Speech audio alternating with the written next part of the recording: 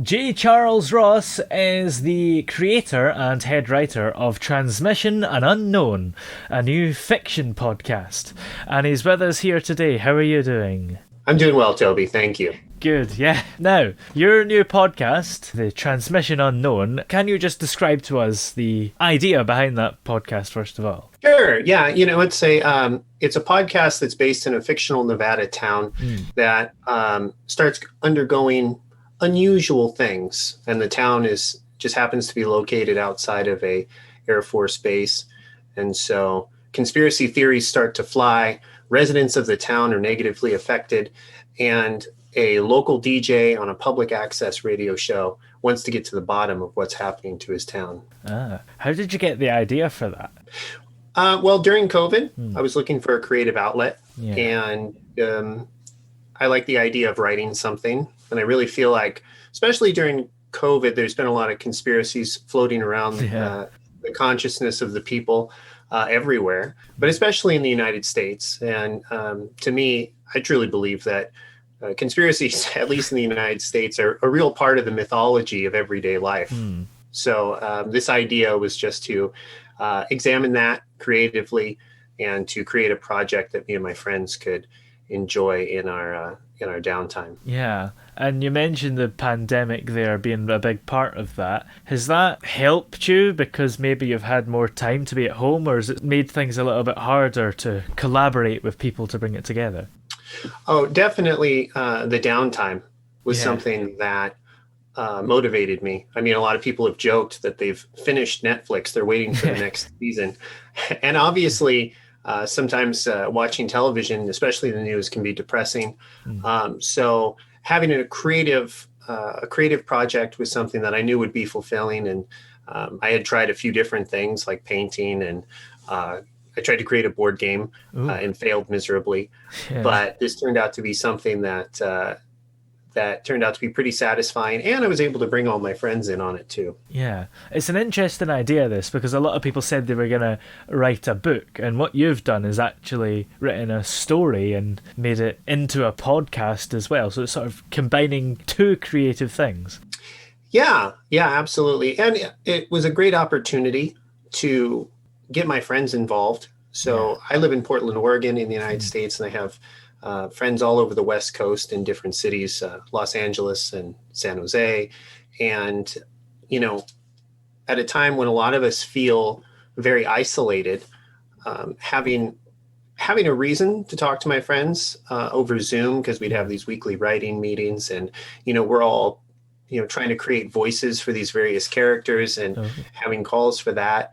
It really kept our friendship really strong, and we had a lot of fun doing it, and kind of took the edge off of being locked in our homes. It made the world seem a little bit bigger. Yeah. And how is it presented? Because I'd say most podcasts are presented with a host and are done like a show, and, it's like they know it's a show. Whereas this, is it kind of like a radio drama kind of thing?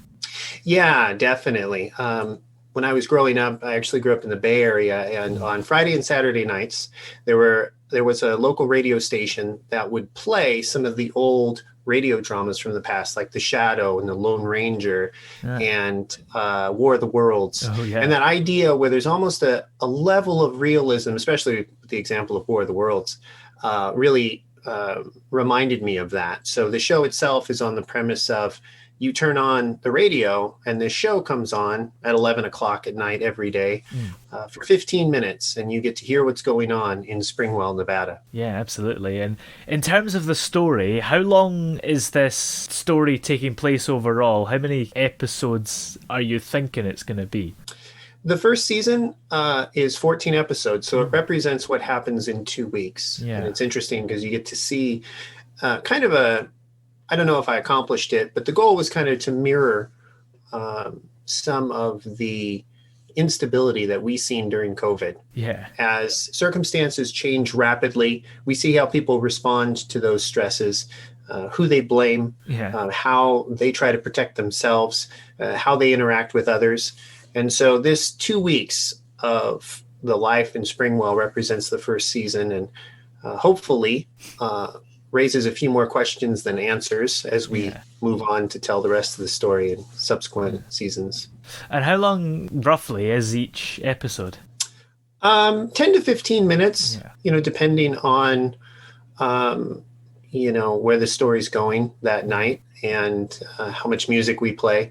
We have a few musicians in my group of friends, and we made some really bad music to kind of, continue that feel of a local radio station. So depending on the length of the song, but usually about 10 to 15 minutes, which we figured would also be pretty nice for anybody listening to the show on their morning commute. Yeah, absolutely. And 14 episodes over a 2-week period, that's one episode a day. So you're doing 10, 15 minutes of content that's taking place in a single day. I guess that must take a lot of work thinking about events that are happening, because you can't take a lot of inspiration from real life at the moment, because in most people's days in lockdown, they're not doing anything.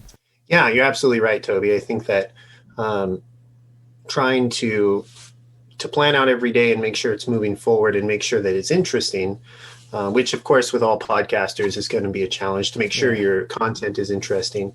But as this was a creative project, I really took advantage of the resources that are available online all over the place. So really trying to map out my plot, really trying to map out character development for the various characters in the show. Those were all things that I was able to kind of, as part of this whole process, kind of learn more about and get to express creativity with my creativity.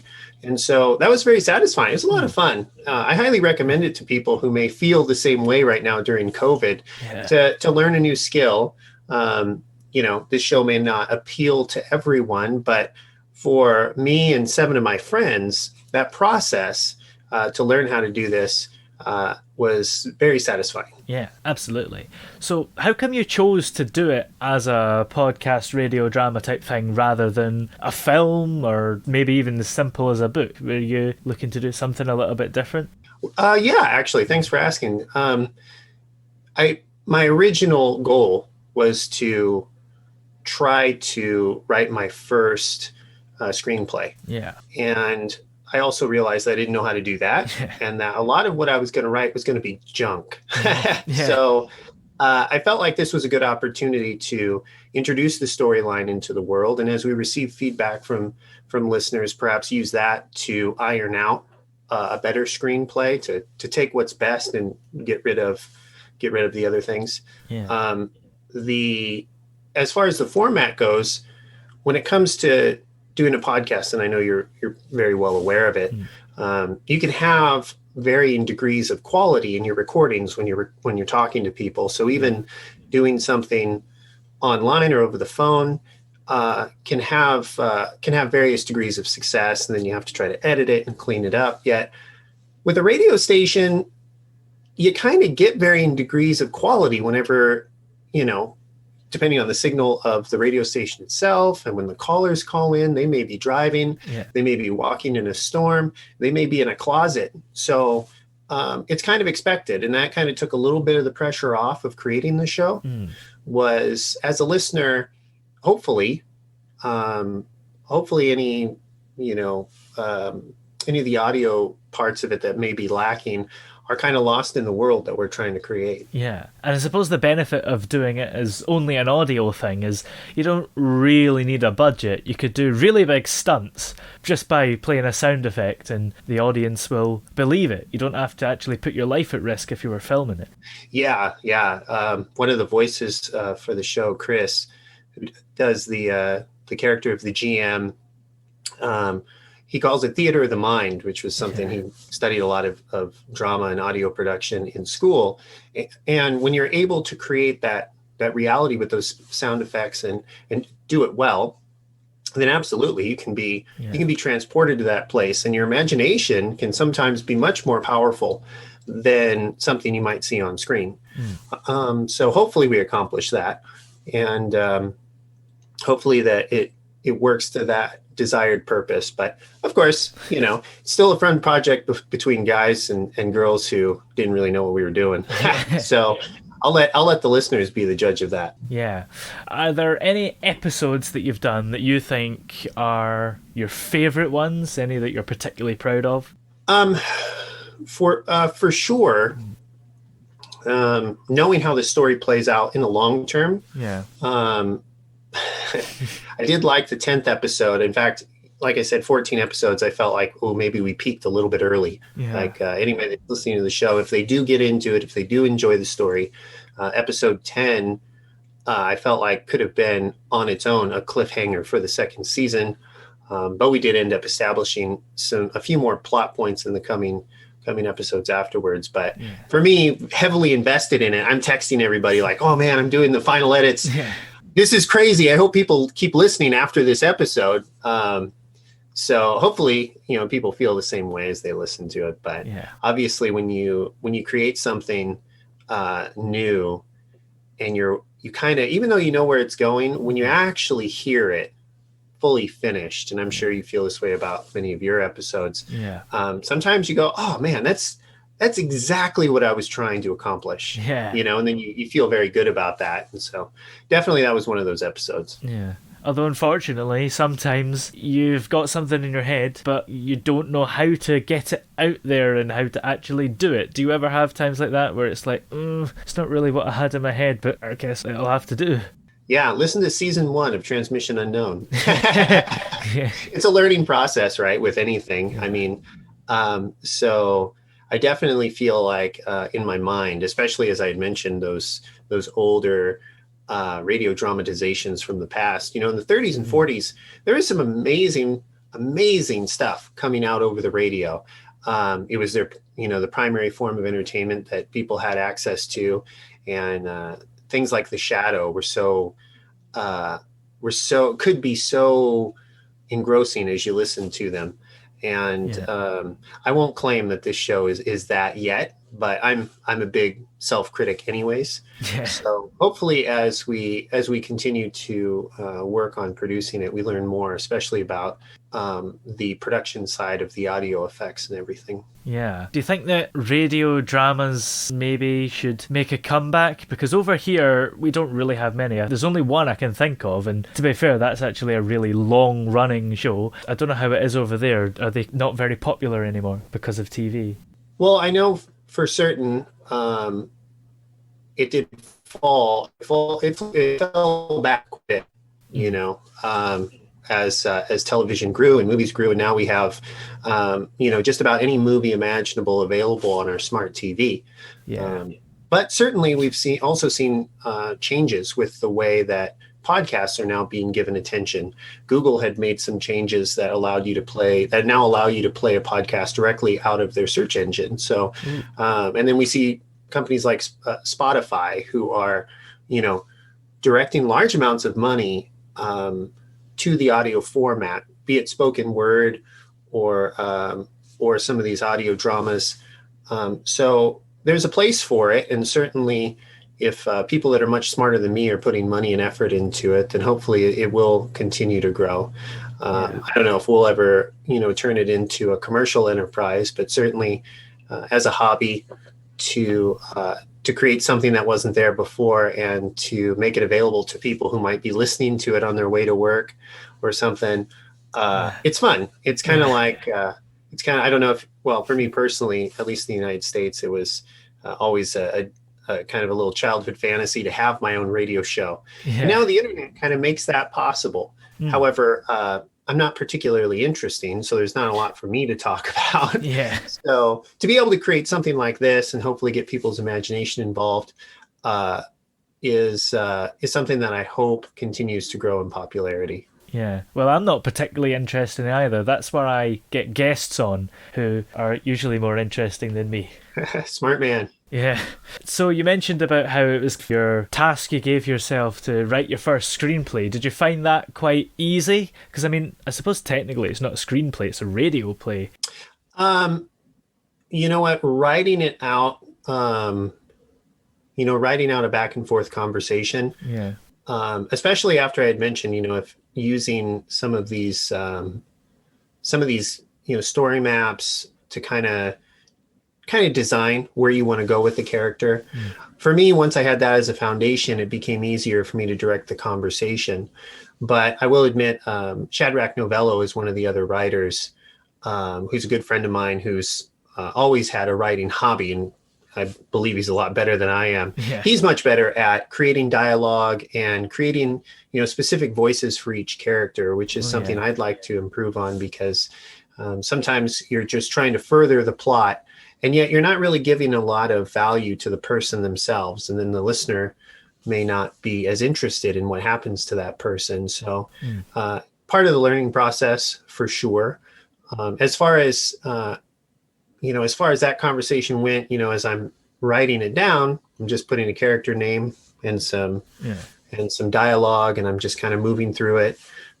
As when it comes to creating a screenplay, there are formatting rules, and you have to think more visually. Yeah. And that takes a lot more effort to kind of figure out how that might lay out with the dialogue that's already been created. Because up till now, we've written, I think, almost 18,000 words in dialogue for season 1. And trying to figure out how that might look in a screenplay visually is a little bit more of a challenge that I have to learn how to do. Yeah. Right now, I'm just satisfied to get the first season done, which took us about 8 months. Wow. And just to see how it sounds and to get some feedback on it before I dive too deep into figuring out what I'm going to use for the screenplay. Yeah. And on the subject of the voices and things, if it was me doing it, I'd find it quite hard to not do silly voices and comedy voices. And I guess that's not the vibe that you're going for. You'd want to have realistic voices of people, right? So did you find that hard to do realistic voices? Definitely. Well, everybody's got their own unique voice. Yeah. And so right off the bat, that could be a character, provided, you could sell the part as an actor, which I'm not, so I don't know about that.